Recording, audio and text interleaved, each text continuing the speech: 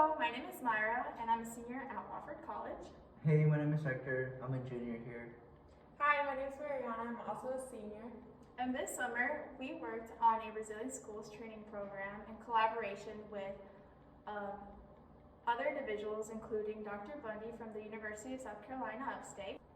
We also worked with Dr. Parker, who is the Executive Director of the Child Protection Training Center. And we also had assistance locally with the philosophy department, specifically Dr. Dinkins. So the first part of our research included analyzing data that came from surveys that were given out to administrators in the Spartanburg School District.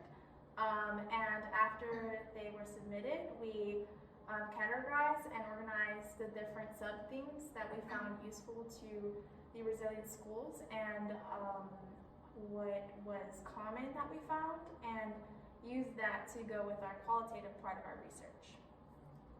Yeah, so we also did interviews, and these interviews were with teachers and administrators, and so it was basically just asking them about their experience with this type of training. And yeah, in these interviews, a lot of administrators and teachers talked about their increased awareness with childhood adverse experiences. And so at the end, we had a bunch of compiled data, and we organized it by themes that arose from the experiences from both administrators and teachers. We later organized these themes into specific subsections of what will later become a draft of a paper.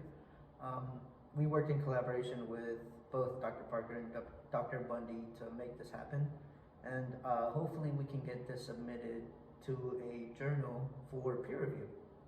One of my biggest takeaways from this summer's research was that we found out that you really never stop learning. And this was the case for not only us and not only our advisors, but also the participants of the research, which were the administrators and teachers. In most cases, most of them agreed that this was one of the most useful trainings in their professional careers.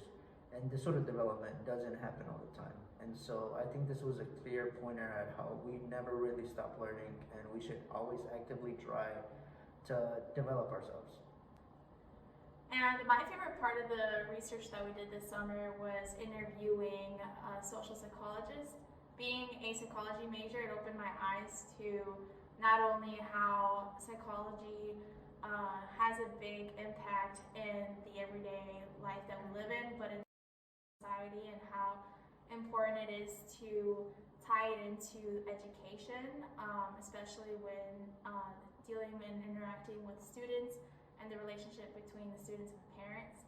I definitely never thought about it that way before, but how it has a big impact in the learning growth of a student as well.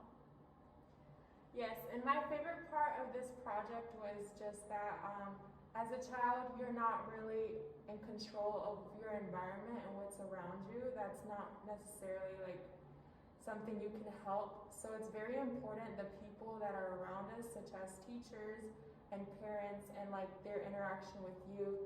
So I think it's very important and very powerful that these teachers are more aware that children are not all raised in the same households and do not always go through the same experiences. So raising that awareness and that empathy for people that are not like you or weren't raised like you.